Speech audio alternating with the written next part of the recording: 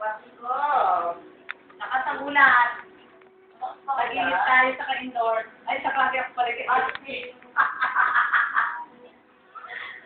Ate mo, uwi ka na. Oo, ang feeling ko, uwi na. Uwi ka pala. Ano mo ba, ilang oras lang ang pinulog ko? Okay lang, kasi kagustuhan ko ito eh. Oo. Okay, pero ako, men. Pero, ay, pa ang kita mo man ay 1,000 plus. Wow, ganun ba yun? Double cake. Ganun, o sige.